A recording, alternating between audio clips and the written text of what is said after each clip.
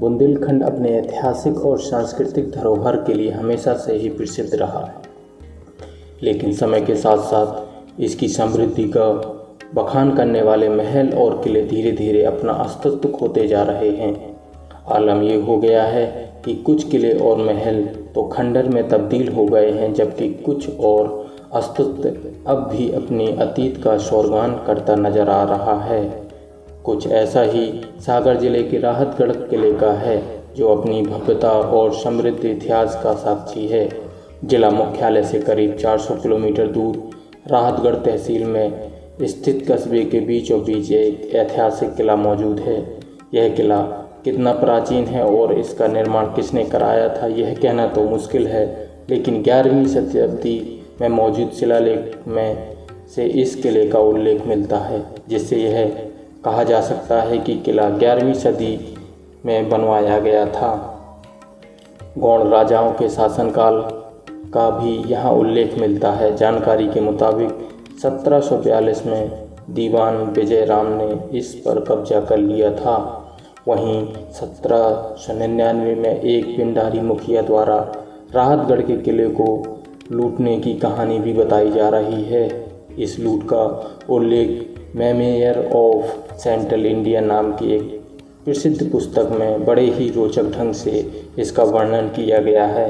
इसके बाद किले और शहर का 1807 में सिंधिया राज में विलय हो गया था।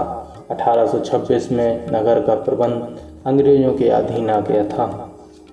कहते हैं सन 1857 के विद्रोह के बाद जब ब्रिटिश अधिकारी सेना लेकर झांसी की ओर बढ़ रहे थे, तब उसका सामना बुंदेलखंड के योद्धाओं से हुआ था। तब शाहगढ़ भानगढ़ के जवानों ने अंग्रेज सैनिकों को कड़ी टक्कर दी थी। अंग्रेज अधिकारी हुरूज, हैमिल्टन और पेंटरकोस्ट जैसे टुकड़ियों के साथ जबलपुर से गढ़ाकोटा आया। यहाँ 2 दिन रुककर सैनिकों को राहतगढ़ की ओर बढ़ा दिया और फिर अंग्रेजों ने रातों रात इस किले को घेर लिया था। कहते हैं कि युद्ध काफ़ी लंबा चला था। संयुक्त सेनाओं का युद्ध इतना लंबा चला कि अंत में गोलियों के स्थान पर भाले ले लिए गए थे, लेकिन अंत में दुर्ग पर अंग्रेज़ों का कब्जा हो गया। स्थानीय पत्रकार और एक्टिविस्ट दीनदयाल बिलगैया बताते हैं कि सन 1857 की क्रांति में सहयोग के लिए राहतगढ़ के किले में बहुत से सैनिक झांसी गए थे। विशाल किले के कई उल्लेख मिलते हैं। बीना नदी के किनारे पहाड़ी पर बने विशाल और भव्य किले के विषय में यह भी उल्लेख मिलता है कि महाराजा संग्राम सिंह शाह के पहले यहाँ चंदेल और परमार शासकों ने लंबे समय तक शासन किया। वहीं महारानी दुर्गावती और वीर नारायण के उपरांत उनके उत्तराधिकारी राजा चंद्र शाह गौड़वान साम्राज्य के राजा बनाने के लिए अकबर को 10 गज देने पड़ गए थे। उनमें से एक राहतगढ़ भी था। राहतगढ़ किले की बनावट सुरक्षा की दृष्टि से बहुत महत्वपूर्ण है। किले में दरवाजे सुरक्षा चेक पोस्ट की तरह बनाए गए हैं। किले में प्रवेश करने के लिए कई दरवाजों से होकर गुजरना पड़ता है। किले की बाहरी दीवारों के साथ सुरक्षा चौकियां के अवशेष भी यहाँ मौजूद हैं। यहाँ की पहाड़ी बहुत ऊंची है और किले की बनावट ऐसी है कि आक्रमणकारियों पर दूर से ही निशाना लगाया जा सकता है। किला 4 दीवारी से घिरा हुआ है, जिसमें सुरक्षा चौकियां बनी हैं। किले के दक्षिणी किनारा नदी की भयावह खाई से लगा हुआ है। इस खाई से होकर किले में प्रवेश कर पाना असंभव है।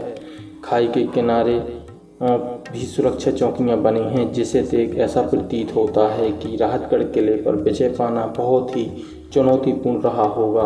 किले के अंदर बहुत सुंदर इमारतें बनी हुई हैं, जिनमें से शायद बाग की कुछ इमारतें ईंट से बनाई गई थीं।